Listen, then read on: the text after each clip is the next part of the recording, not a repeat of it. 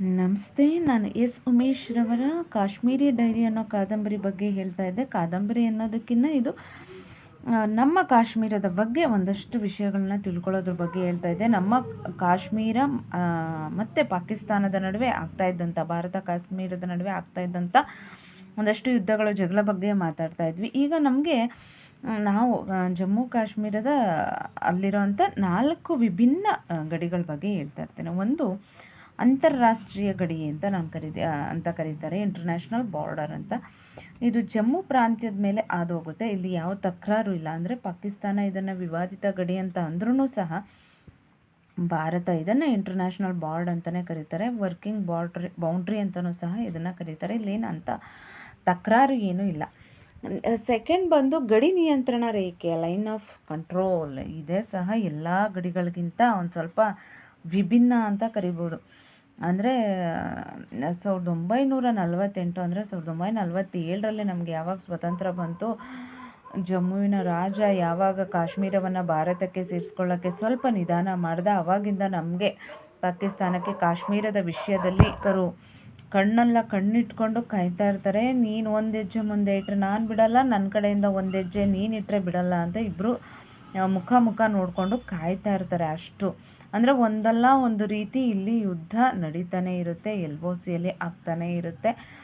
ಅಲ್ಲದೆ ಇಡೀ ಪ್ರಪಂಚಕ್ಕೆ ಹೋಲಿಸ್ಕೊಂಡ್ರೆ ಭಾರತ ಪಾಕಿಸ್ತಾನದ LOCಯಲ್ಲಿ ಇರುವಂತಹ ಅತಿ ಹೆಚ್ಚು ಸೈನಿಕರನ್ನು ಆ ಪ್ರದೇಶ ಹೊಂದಿರುತ್ತೆ. ಎನಿ ಟೈಮ್ 24/7 365 ಡೇಸ್ ಯಾವಾಗಲೂ ಸೈನಿಕರು ಇರ್ತಾರೆ. ಆಮೇಲೆ ತುಂಬ ಅಲರ್ಟ್ ಆಗಿರ್ತಾರೆ ಈ LOCಯಲ್ಲಿ.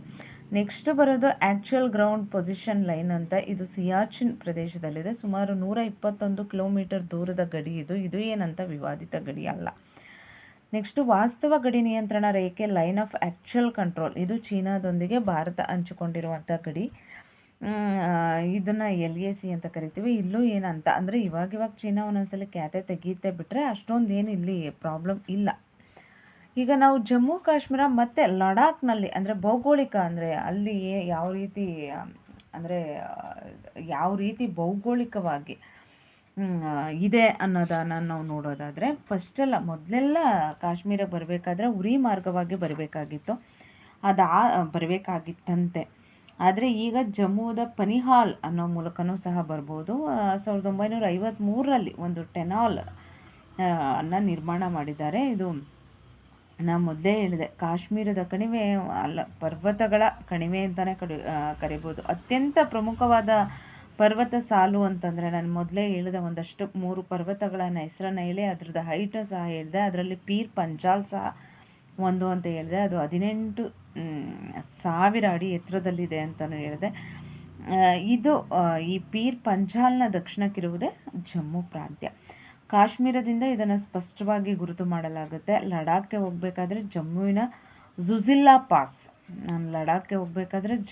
ಜುಜಿಲ್ಲಾ ಪಾಸ್, ಮೂಲಕನೇ ಪ್ರವೇಶಿಸಬೇಕು.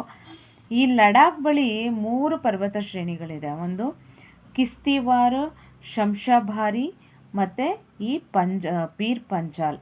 ಈ 3 ಪರ್ವತಗಳ ಮಧ್ಯದಲ್ಲಿರೋದೇ ಕಾಶ್ಮೀರ ಕಣಿವೆ. ಈ ಕಾಶ್ಮೀರವನ್ನು ನಾವು 2 ರೀತಿಯಾಗಿ ನೋಡ್ಬೋದು. ಒಂದು ಉತ್ತರ ಕಾಶ್ಮೀರ, ಇನ್ನೊಂದು ದಕ್ಷಿಣ ಕಾಶ್ಮೀರ ಅಂತ. LOCಗೆ ಹತ್ತಿರವಾಗಿರೋದೇ ಈ ಉತ್ತರ ಕಾಶ್ಮೀರ.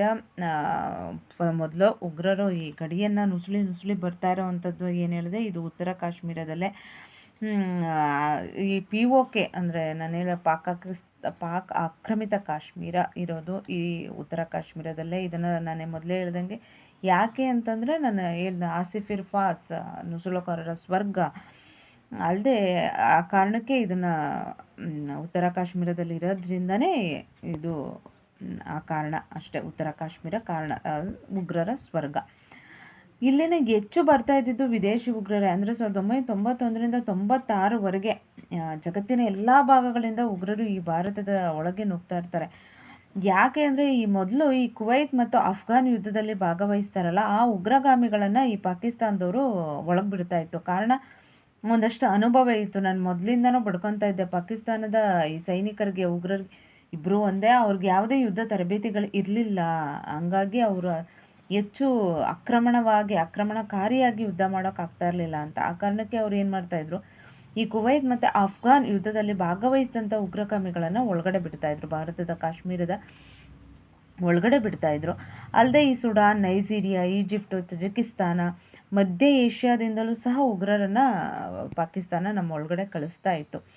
ಇವರೆಲ್ಲರೂ ಸೈನ್ಯ, ನಮ್ಮ ಭಾರತೀಯ ಸೈನ್ಯ 1996 ಆಸ್ಪಾಸ್ನಲ್ಲಿ ನಿರ್ದಾಕ್ಷಿಣ್ಯವಾಗಿ ಕೊಂದು ಬಿಸಾಕತ್ತೆ. ಅದಕ್ಕಂತಲೇ ಅವರು ಆಪರೇಷನ್ ಆಲ್ ಔಟ್ ಅನ್ನೋ ಒಂದು ಕಾರ್ಯಾಚರಣೆಯನ್ನು ಆರಂಭಿಸಿ ಎಲ್ಲರನ್ನೂ ಸಹ ಸುಟ್ಟು ಹಾಕ್ತಾರೆ. ಇದು ಒಂದು ಕಡೆ ಉತ್ತರ ಕಾಶ್ಮೀರದಲ್ಲಿ ಸೈನ್ಯರನ್ನು ಹೊಡೆದು ಹಾಕ್ತಾ ಇದ್ರೆ, ಈ ಕಡೆ ದಕ್ಷಿಣ ಕಾಶ್ಮೀರದಲ್ಲಿ ಉಗ್ರರು ಹುಟ್ಕೋತಾ ಇದ್ರು. ಹೆಂಗೆ ಹುಟ್ಕೋತಾ ಇದ್ರು? ಬೇರೆ ಯಾರೂ ಅಲ್ಲ, ಸ್ಥಳೀಯರೇ ಉಗ್ರರು. ಅದೊಂದು ಪ್ರಾಬ್ಲಮ್ ಆಗುತ್ತೆ ಸೈನ್ಯಕ್ಕೆ. ಯಾಕೆ ಅಂತಂದರೆ ಈಗಲೂ ಉಗ್ರ ಚಟುವಟಿಕೆ ಇರೋದು ಜಾಸ್ತಿ ಶುರುವಾಗಿದ್ದು ಉತ್ತರ ಕಾಶ್ಮೀರದಲ್ಲಾದರೆ ಇನ್ನೂ ಅಟ್ ಪ್ರೆಸೆಂಟ್ ಇರೋದು ದಕ್ಷಿಣ ಕಾಶ್ಮೀರದಲ್ಲೇ. ಈ ದಕ್ಷಿಣ ಕಾಶ್ಮೀರದಲ್ಲಿ ಬರೋದೇ ಶ್ರೀನಗರ. ಈ ಅಲ್ಲದೆ ನಾವು ಎಲ್ಲ ಆ್ಯಪಲ್ ಅಂತ ಏನು ತಿಂತೀವಿ ಅದು ಜಾಸ್ತಿ ರಫ್ತಾಗೋದು ಈ ದಕ್ಷಿಣ ಕಾಶ್ಮೀರದಲ್ಲೇ. ಅಲ್ಲದೆ ಈ ದಕ್ಷಿಣ ಕಾಶ್ಮೀರದಲ್ಲಿ ಹೆಚ್ಚಾಗಿ ಕೇಸರಿನ ಬೇರೆ ಬೆಳೀತಾರೆ. ಕೇಸರಿಗೆ ವಿಪರೀತ ಭಾರಿ ಬೆಲೆ ಇದೆ, ಎಲ್ರಿಗೂ ಗೊತ್ತು. ಅಲ್ಲದೆ ಕಾಶ್ಮೀರದ ಬಹುತೇಕ ಉಗ್ರಗಾಮಿ ಸಂಘಟನೆಗಳ ಕೇಂದ್ರ ಕಚೇರಿಗಳಿರೋದು ಸಹ ಇಲ್ಲೇ. ಮುಖ್ಯವಾಗಿ ಈ ಜಮಾತೆ ಇಸ್ಲಾಂ ಉಗ್ರಗಾಮಿ ಸಂಸ್ಥೆಯ ಮುಖ್ಯ ಕಚೇರಿ ಇರೋದು ಸಹ ಈ ದಕ್ಷಿಣ ಕಾಶ್ಮೀರದ ಅನಂತ್ನಾಗ್ ಅನ್ನೋ ಜಿಲ್ಲೆಯಲ್ಲಿ. ಹೀಗಾಗಿ ಇನ್ನು ಉಗ್ರ ಚಟುವಟಿಕೆಗಳು ಒಂದಷ್ಟು ಕಾರ್ಯಾಚರಣೆ, ಒಂದಷ್ಟು ಉಗ್ರ ಸ್ವರೂಪವನ್ನು ಪಡ್ಕೊಳ್ಳೋದು ಇಲ್ಲೇ. ಅದಾದ ಮೇಲೆ ಏನಾಗುತ್ತೆ, ಈ ಪಾಕಿಸ್ತಾನ 1977 ವೇಳೆಗೆ ಜನರಲ್ ಜಿಯಾ ಉಲ್ ಹಕ್ ಅನ್ನೋರು ಈ ಪಾಕಿಸ್ತಾನದ ಅಧ್ಯಕ್ಷರಾಗ್ತಾರೆ. ಇವರು ಅಧಿಕಾರಕ್ಕೆ ಬಂದ ತಕ್ಷಣ ಪಾಕಿಸ್ತಾನದ ಮೇಲೆ ಕತ್ತಿ ಮಸೆಯೋದಕ್ಕೆ ಶುರು ಮಾಡ್ತಾರೆ. ಯಾಕೆ ಅಂದರೆ ಇದೊಂಥರ ಸೇಡು, ಮುಯಿ ಸೇಡಿಗೆ ಸೇಡು ಅಂತಾರಲ್ಲ, ಅದಕ್ಕೆ ಅವರು ಜಿಯಾ ಡ್ರಾಸ್ಟ್ರೈನ್ ಅನ್ನೋ ಒಂದು ಯುದ್ಧ ತಂತ್ರವನ್ನು ರೂಪಿಸ್ತಾರೆ. ಅಂದರೆ ಅವರ ಸೋಲ್ಗೆ ಒಂದು ತಂತ್ರವನ್ನು ರೂಪಿಸ್ತಾರೆ. ಏನದು ತಿಳ್ಕೊಬೇಕು ಅಂದರೆ ಆ್ಯಸ್ ಯೂಶ್ವಲ್ ನೆಕ್ಸ್ಟ್ ವಿಡಿಯೋನ ನೋಡಬೇಕು. ಈ ವಿಡಿಯೋ ನಿಮಗೆ ಇಷ್ಟ ಆದರೆ ಪ್ಲೀಸ್ ಶೇರ್ ಮಾಡಿ, ಸಬ್ಸ್ಕ್ರೈಬ್ ಮಾಡಿ, ಲೈಕ್ ಮಾಡಿ. Thank you.